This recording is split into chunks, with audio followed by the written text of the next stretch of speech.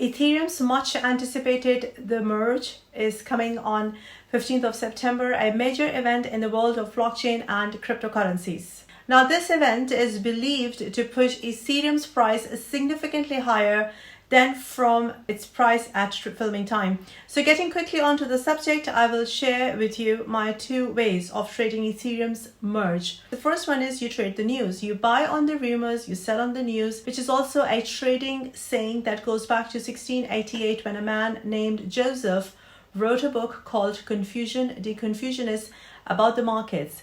Now, what happens is that the most of the new traders focus on making trades right before or right after a big news event when the market is still reacting to the news. Now, the idea is that when the rumors spread about a good news, investors and speculators would buy, but when the news come out, they sell quickly and they take their profits.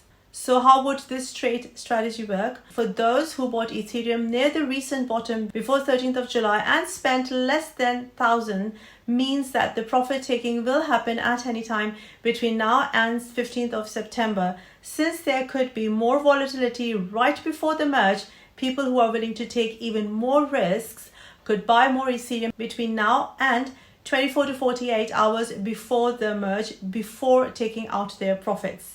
The second strategy is Ethereum's long-term bullish trade. Now, this is a trade for long-term Ethereum bulls. Some of the most important reasons to be bullish about Ethereum are: number one, the Ethereum Foundation says that proof of stake uses up to 99.95% less power than proof of work consensus system. Now, during a bear market, it's a good idea to buy assets that are likely to grow in the future. In the past, strong bull markets have come after long bear markets in crypto. Now, if Ethereum just gets to its ATH or all-time high, which is an intraday price of $4,891.70 on 16th of November 2021, that would be an 186% gain for people who buy Ethereum at its current price, which is roughly about $1,600 at filming time. Institutions are putting out products on Ethereum or are planning to do so. Now, this includes Visa and other large banks that use Ethereum or products built on its blockchain, such as the stablecoin called USDC. Now, Ethereum is still very new and has a large and growing community of developers who are making thousands of dApps or decentralized applications, cryptocurrencies, NFTs, DeFi, and other products on Ethereum's blockchain. Now, these products have only been around for a few years, so they are still very much in experimental phases.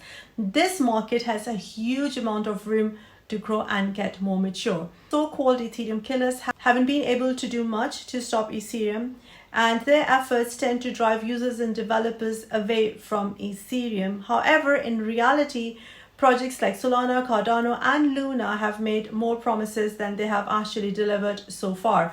So how do you trade this strategy? You can do it two ways. A, you buy Ethereum and hold on to it, and or you can stake Ethereum.